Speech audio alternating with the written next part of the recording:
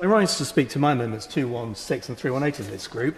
There are two amendments that relate to the parish and town councils. 216 makes provisions for unparished electors in unsatisfactory neighbourhood governance arrangements contemplated by Clause 60 to petition to incorporate into properly constituted and sovereign precept-raising parish councils.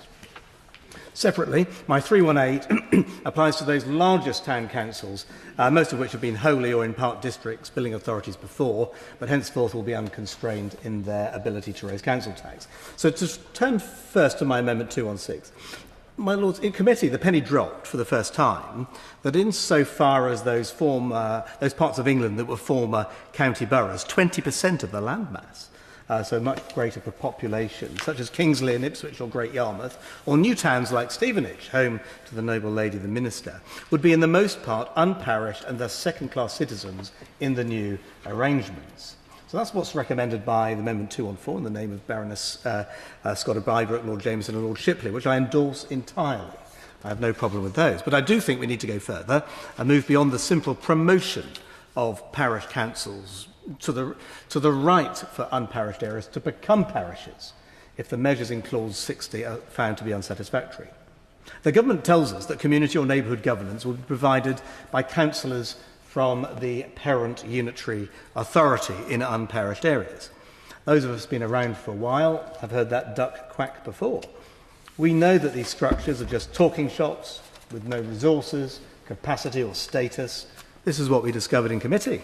People literally from out of town will try and sweep up the crumbs left over once the social care has feasted on the precept to find what money's left to sweep up the pavements, cut the grass, breathe life into the theatre and heat the swimming baths. But with social care consuming two-thirds of the precept, what resources will these toothless talking shops have?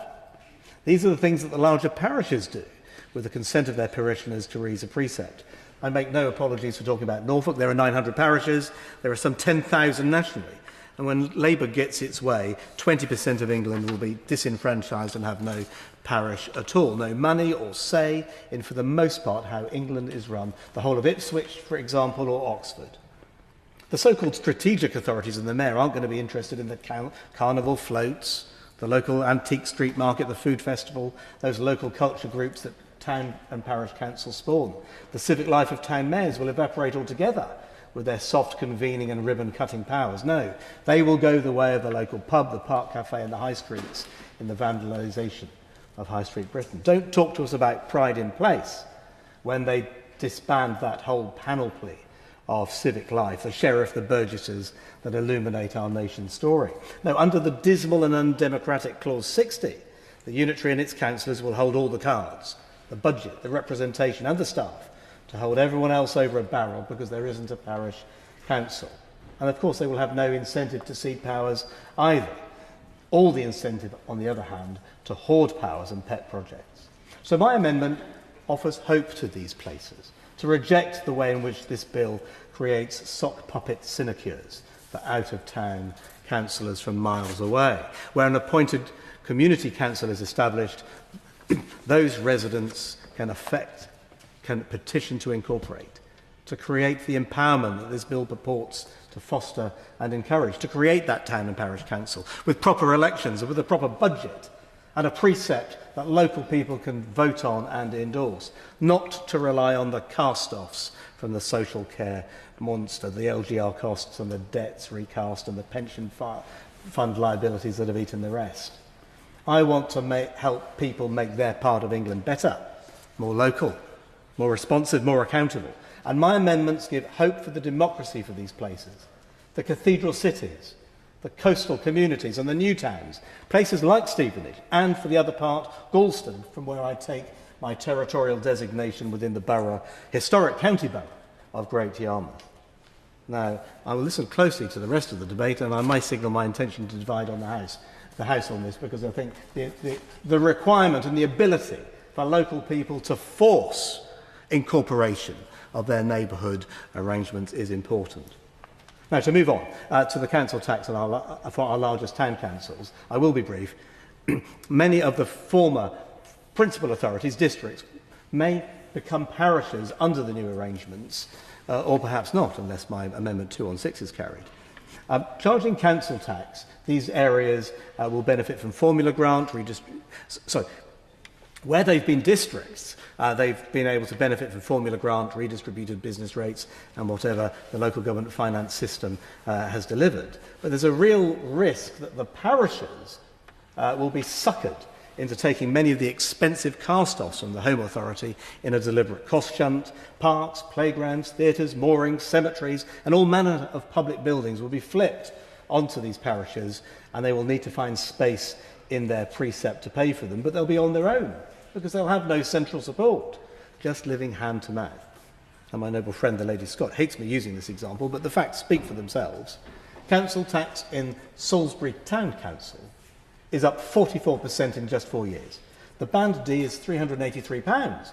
In my own district in South Norfolk, where I'm a councillor, we collect the bins, clean the streets, house the homeless, build a new generation of housing for just 180 quid, less than half of the parish.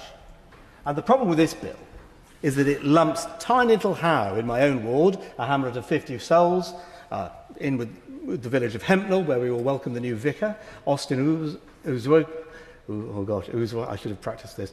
Uzwogwe next week, perhaps 1,000, together with Horsham, a district of 146,000.